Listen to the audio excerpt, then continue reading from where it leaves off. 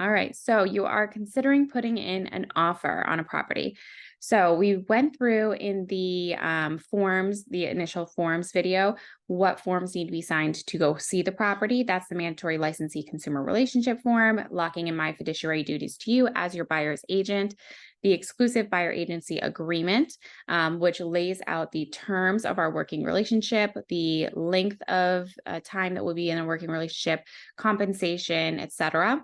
And then the additional disclosure to existing exclusive buyer agency agreement. And that is just stating that commissions and compensation is negotiable. It is not a fixed rate, and it is always negotiable. So when you're going to be putting in an offer, what we need to fill out is the contract to purchase real estate. And this is something that I will fill out and I will send it to you for signature. So you'll review it, you'll sign it if all the information is correct and ready to go. So I'll fill out all this information, your name, your address. Here we typically will just keep owner of record. Excuse me. So the agent would be myself, buyer's agent on behalf of you, the buyer, and you're offering to purchase whatever the address is. So 123 Main Street. And so here we get into purchase price. So if you were offering $500,000, that number will go here. And then if you're putting down $1,000 as your initial deposit, that will go in this location here. So you're offering $500,000, to purchase the home. Your initial deposit is $1,000, and that will be delivered with an accepted offer. So once we get this offer accepted and signed and sent back to us, your initial earnest money deposit will be due. So again, that can be $1,000, $3,000, whatever that is. So it's due upon accepted offer. So that can be in the form of a check or an electronic deposit. And we would go over those details once the seller's agent gives us where they want us to send the deposit. So then this was where we fill out your second deposit. Your second deposit is due upon signing of the purchase and sale agreement, typically about 2 weeks after your offer is accepted. And this additional deposit can be 3%, 4%, 5%. It depends on the caliber of home that you are purchasing. So the duration of the offer is valid until whatever time we determine. Typically, we'll do 24 hours after we submit the offer. So if we're submitting the offer Monday at noon, the offer would be valid until Tuesday at noon.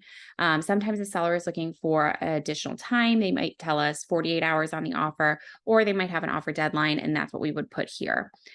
So once this time frame passes, so if our deadline is Tuesday at noon, after Tuesday at noon, your offer is basically, if they haven't responded to it, it would be expired and would have to submit a new one if you wanted to. Purchase and sale agreement. So this is stating that the purchase and sale agreement should be signed by whatever date and time. Typically, purchase and sale is signed 2 weeks after the accepted offer. So the time frame is typically within the first 5 to 7 days. You want to get a home inspection done if you are doing a home inspection. So you'll get the home inspection done. You'll have your offer accepted within 5 to 7 days of an accepted offer. You'll have your home inspection done. We'll spend the next 24 hours after the home inspection report is sent to us negotiating anything on that home inspection. And then once we've got that all squared away, any repair addendum or any notes from the home inspection will go to the attorneys, and we will get a purchase and sale agreement signed.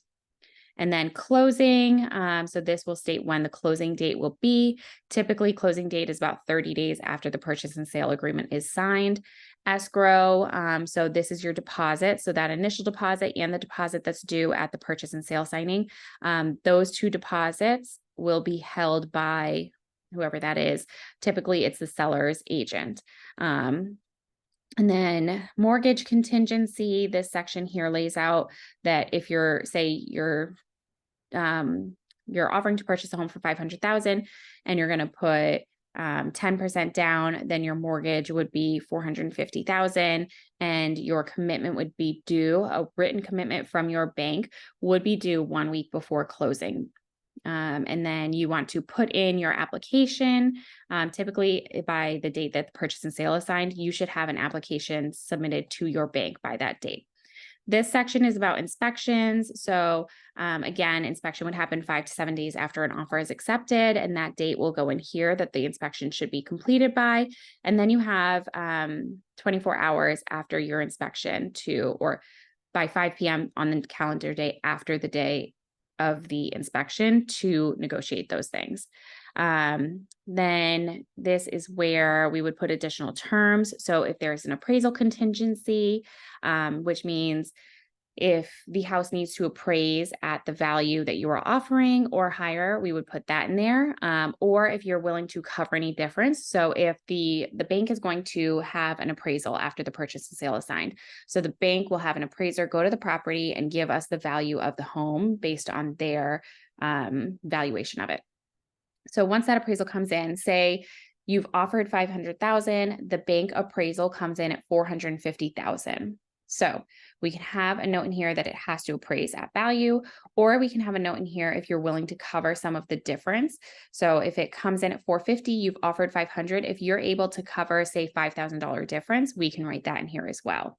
Or if you are in a situation where you want to waive the appraisal, then we can do that also. So any additional notes in here, if you're doing an inspection for informational purposes only, that would go in here. If you're doing an inspection and you're only going to negotiate items that are costing $1,000 or more to repair, or $5,000 or more to repair, whatever the case is, those notes would go in here as well. In here, we would also include whatever appliances are going to be coming with the house. So refrigerator, stove, microwave, whatever is going to be included, that gets here put in this term as well. And then I also will always attach the MLS sheet also, which has all of the listing information on the property. And I'll just write a note that the MLS document is attached. So any notes that we've got here in additional terms to the offer, that all goes there. You would sign right here. So I would send it to you, you would sign it right there. And then I will send that over to the seller. If the seller is accepting it, they will check it off here and they will sign. If they reject it, they'll reject it and sign, or they might reject and counter, and then they will write in their counter offer and right when the counter offer expires and then sign it. Then we can either accept or reject the counter offer and sign that as well. So that is the contract to purchase. That's the first initial document. Also, when I'm submitting the offer, I'm going to need additional documents as well. So that's like my number one document. I'm going to need your pre-approval in order to submit the offer. So your pre-approval from your lender. If you don't have a lender already, then let me know and I will get you connected with one as soon as possible.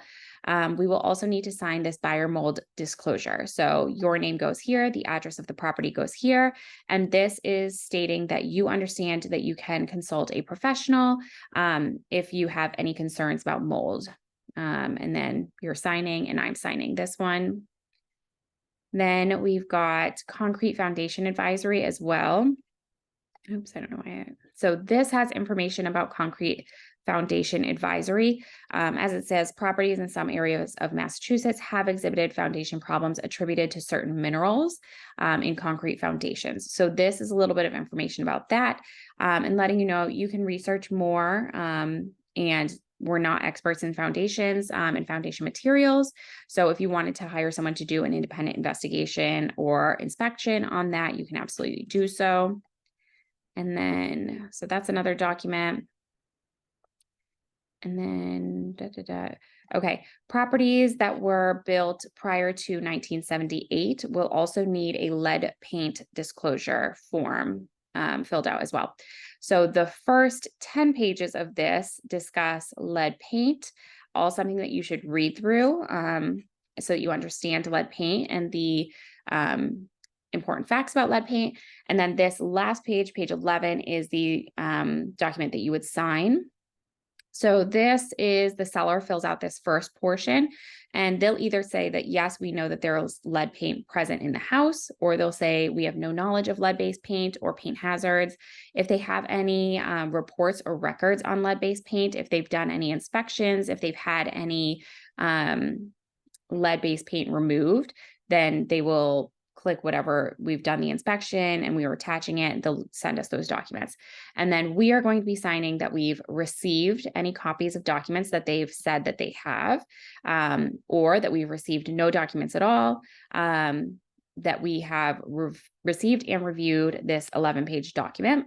And then you will either decide that you want to have a 10-day opportunity to conduct a risk analysis inspection of for the presence of lead-based paint. So you can do a lead-based paint inspection and you receive a 10-day opportunity to do this, or you can waive that opportunity if you don't feel like you need to do that. I am going to be signing, the other agent is going to be signing, and then the seller signs, their agent signs, you sign, and I sign. So that is the lead-based paint. And then sometimes a seller will fill out a seller's disclosure form. And if so, then I would send that to you as well. That will go through the property, anything they know about the property, age of their systems, mechanical systems and whatnot. So that's another form we initial every single page and then sign on the last page as well. So those are the forms that will be expected at the offer writing. So if you are interested in writing an offer on a property, let me know. I can send all of that over. Do not hesitate to ask me any questions. That is what I'm here for.